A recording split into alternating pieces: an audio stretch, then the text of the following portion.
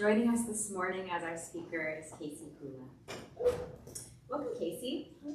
We're very glad you're here. We're glad to be here. Yeah. Casey coordinates forest policy at Oregon Wild, which for the last 50 years has been protecting Oregon's wildlands, wildlife, and waters for future generations. Casey was Yamhill County Commissioner from 2019 to 2022, fighting for human rights and a healthier land for all. Before elected office, Casey and his wife Katie operated Oak Hill Organics, a year-round vegetable farm on a river island in the Willamette, where they raise their kids, Rusty and Daddy. Please join me in welcoming Casey this morning. Yay.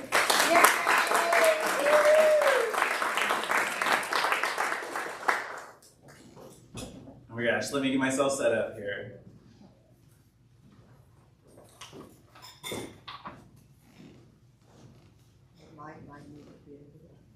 I'll do it. You'll appreciate this. I'm setting a timer for myself.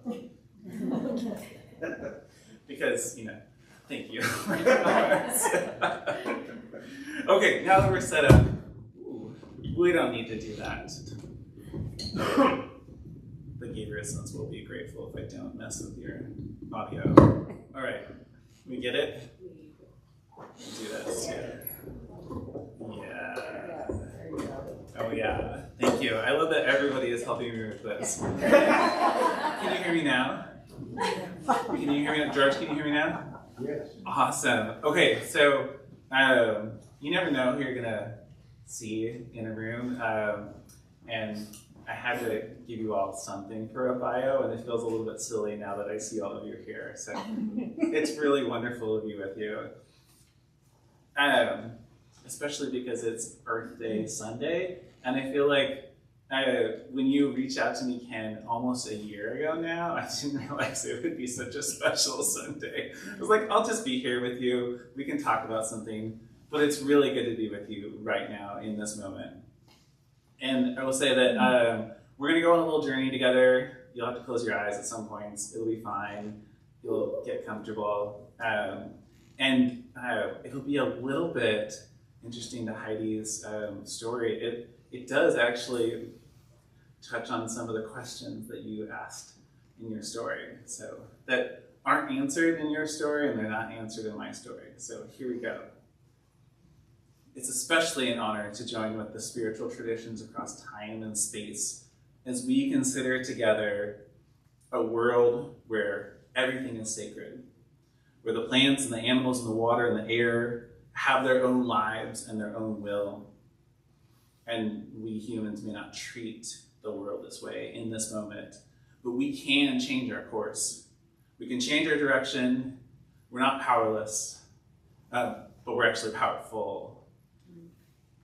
So this morning, if you are willing, you can join me on a tour as we go and visit two forests. So we're not gonna leave the building, alas, but instead we're gonna imagine a visit together, feeling and smelling and hearing and seeing an old growth forest and an industrial tree farm in the Coast Range. So in our minds, we're gonna visit them in summer, and then we'll talk about those same woods in winter. We're not gonna visit them in our minds today. But first, I want to acknowledge that we're on land stolen from the Kalapuya by force, whose descendants comprise part of the Confederated Tribes of Grand Ronde and other tribes in this place that we call Oregon. And this includes our public land, which we'll often talk about, but it also includes our cities and our farms and our forests and our schools and our homes and our businesses that are all located on unceded lands, meaning lands that were not freely granted to us or to our government by the original stewards. And we and I will talk about land and living communities and values and systems that have been core to the Kalapuya and other people in this region since time immemorial, to the point about stomping the rakes in the soil. And we don't speak for them, I don't speak for them. They have their own stories and their knowledge that's uniquely theirs to tell and to share as they see fit. And they're still here, maybe in this room. They're still here. So while a land acknowledgement, which is what that kind of is like acknowledging the people who've been here before, it doesn't right wrongs.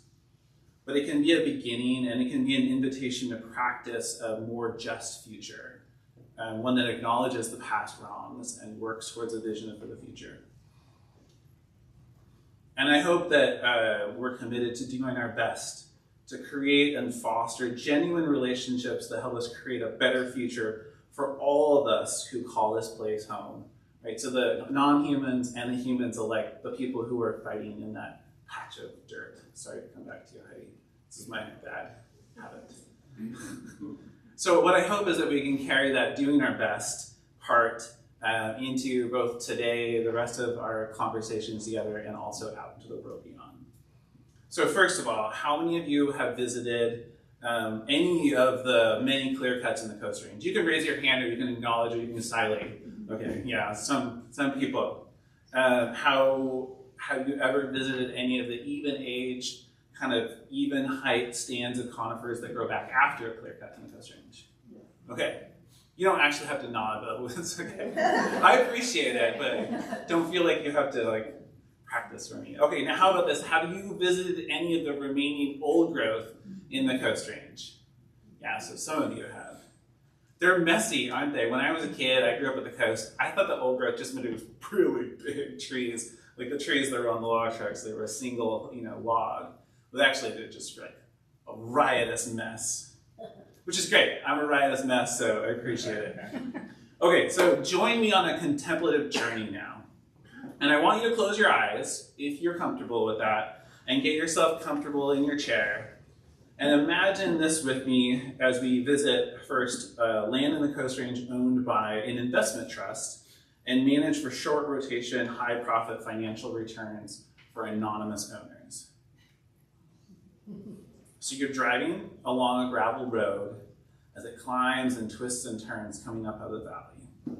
Gravel crunches into the tires and dust billows behind you, obscuring that path you've traveled.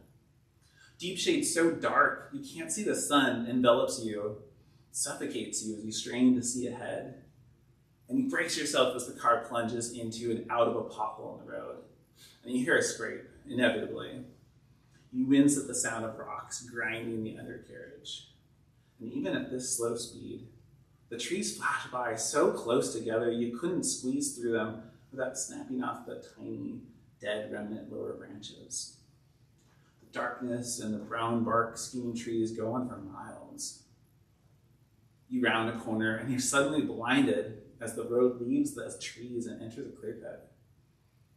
The ground is chewed up alongside the road from big equipment, the red jory soil torn and sculpted and eroding in spots.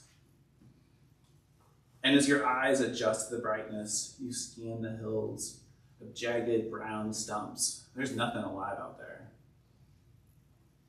A few feet from the road, you spot a Canada thistle, but it's fried to a crisp by the chemicals.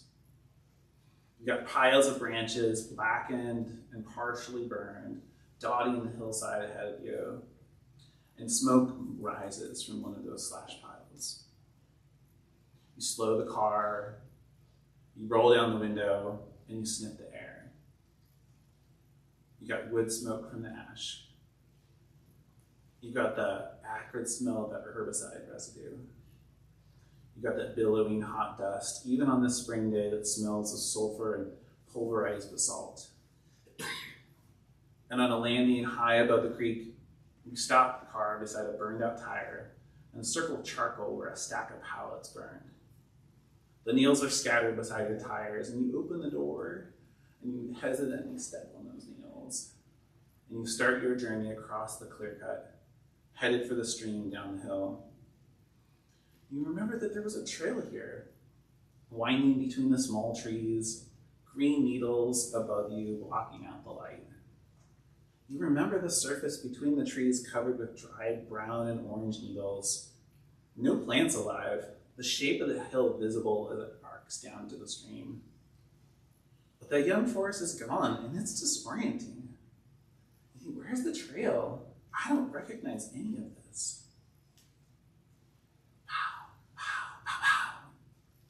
You hear gunshots in the distance. Someone's sighting their rifle. And you hope there's a backstop between you.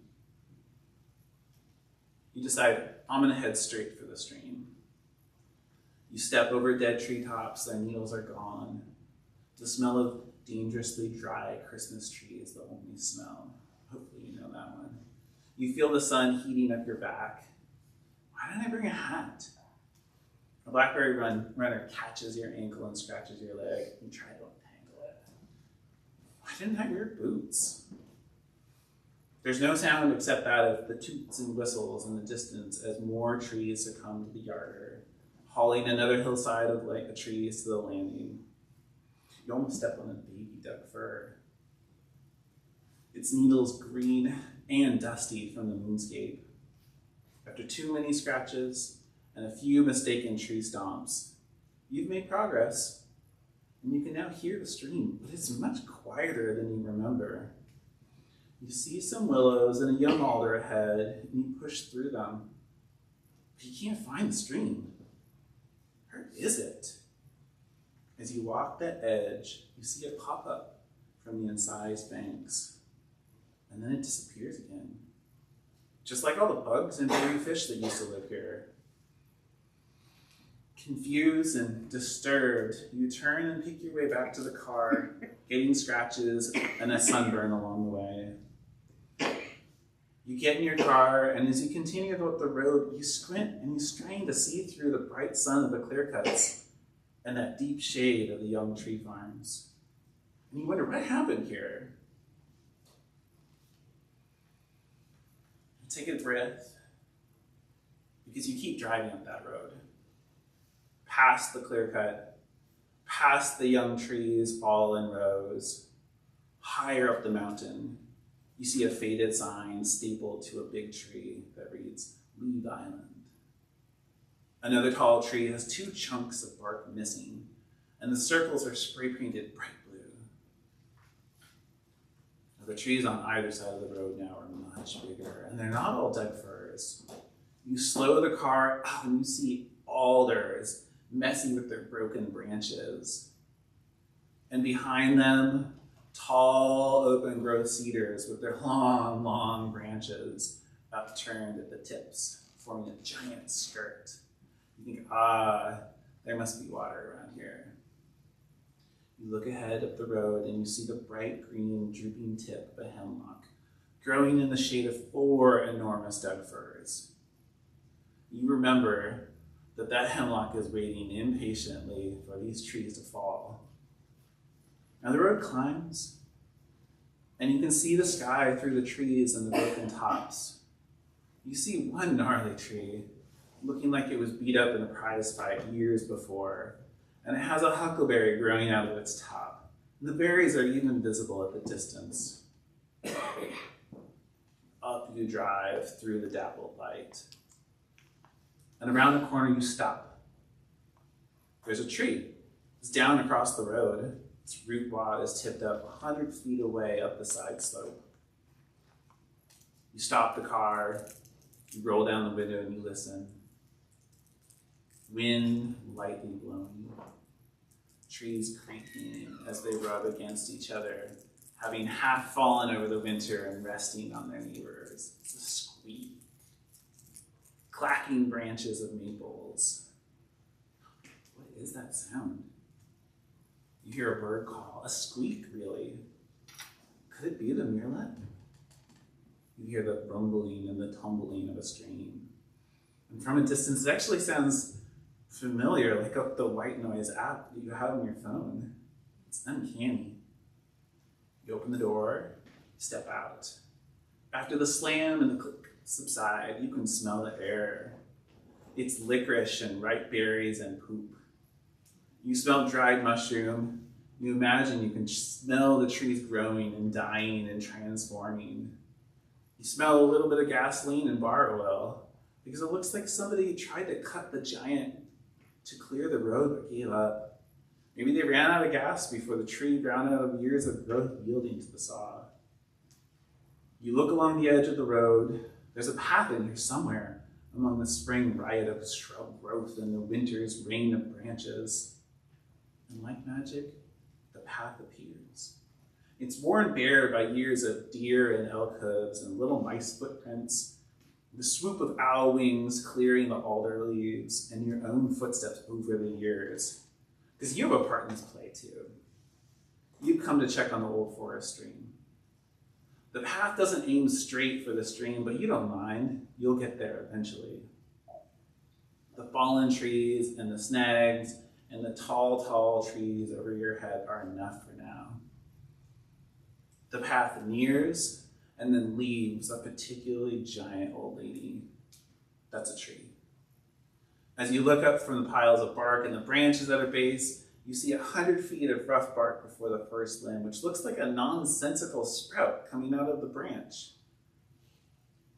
More weirdly shaped branches emerge above the first. One tries to be the leader and grows up into what would be a large tree of its own.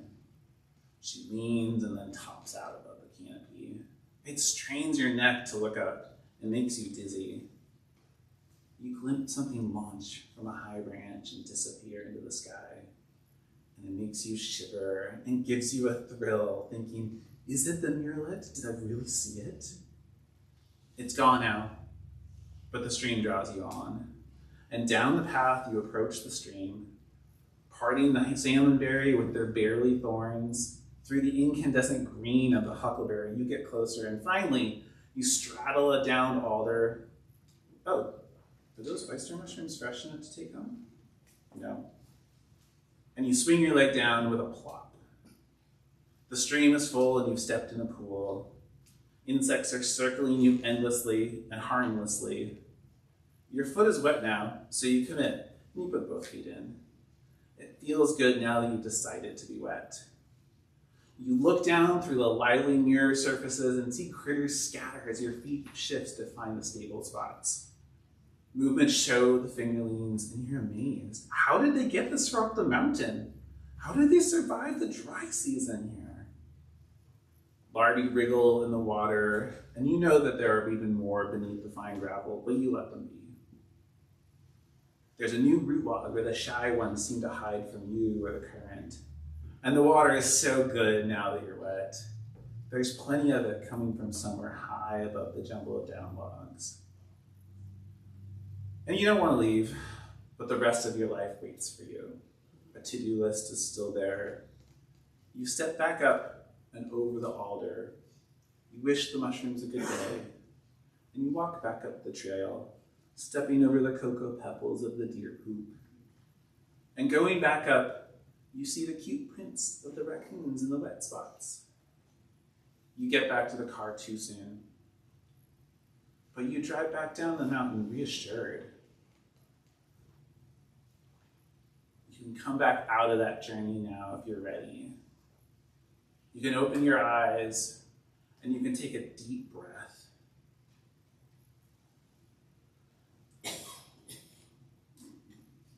So the impact of climate change on that clear cut you traversed is like thousands of cars idling year after year. We'll get into some serious stuff now that you're back from the woods.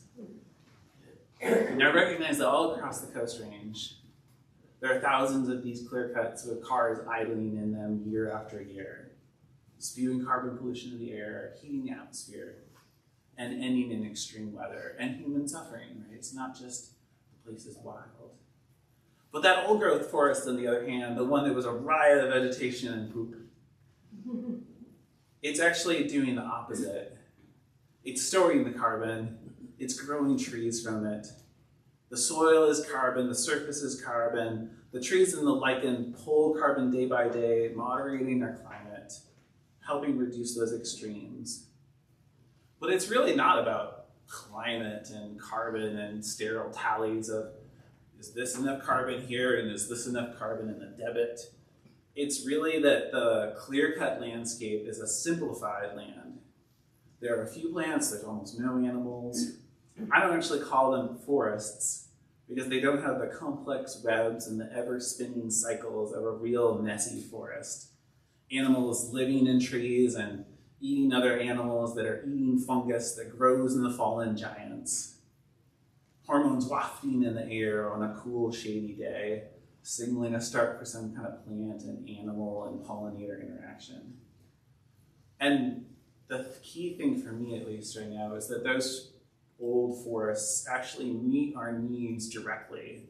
They're not just spiritual, and they're not just about cycles that aren't with us in them. And this time I'm talking about drinking water, because a fully functioning old forest, rained upon all winter, captures that water in thousands and thousands of ways. Forest sponges get saturated, filtering the water and slowing it down, and the streams flow from those seeps and the springs, gaining life from the water. The forest keeps the high water in winter from being too high, and as those rains slow, the forest releases that water back. Springs keep flowing, giving cool water to the streams and keeping them alive. And us humans downstream, we hold a cup and we accept that water. We don't know, and we don't really need to know, that the forest is keeping us alive. Now that clear-cut landscape, it lacks the trillions of needles. I made that up, just so you know. I don't know if it's trillions. You might know if they're trillions. Yeah. Branches and trunks and roots and fungal threads and soil depth to capture and to slow that rain. It can't hold the water. And so in winter, the water rages. Streams gather energy, they overtop bridges, they breach banks, they muddy the water. And we lift our cup up from the stream. We say, oh, we don't want that right now. But by summer, there's nothing left to release from a land that can't hold the water. And the stream slows to a trickle, and the water heats up. And we scrape our cup along the bottom, hoping for something more. We tell our engineers, build us a bigger cup. We need to find more water. But we actually have the power, right? We just need to have the vision and the knowledge that our dear, precious old forests are both solutions to climate change, this big scary thing that's kind of nebulous, and to the drinking water crises that plague our communities all across Oregon. And like climate change, we can't engineer our way out of our drinking water problems. We can't make that bigger and bigger cup because there's less and less there. But we can grow our way out of them. It's pretty cool. We can let the forest grow. So with that, I'd love to have you take a deep breath again if you want to. And you can let it out too. Sometimes I forget to let it out. So thank you for your care for the planet and for each other that's so evident in this room. Thank you for the invitation. And if at some point you actually want to go to both of those places with me, let's do that. Let's work on it. Because whether we like it or not, our lives depend upon those special places that are out there.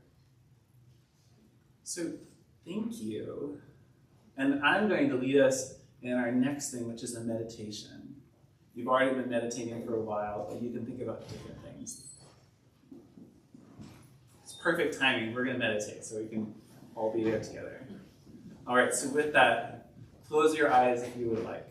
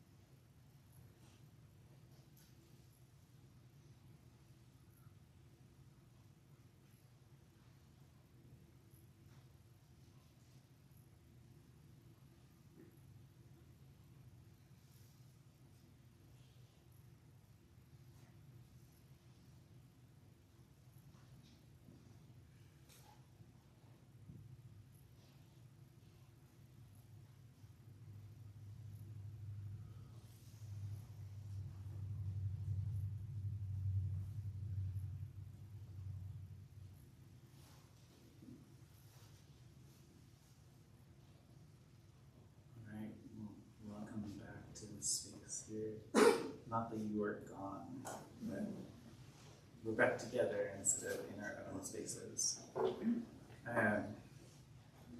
And I'm going to lead you, because Laura said it was okay, facilitate if you would like a discussion or dialogue. But I really wanted to have you ponder,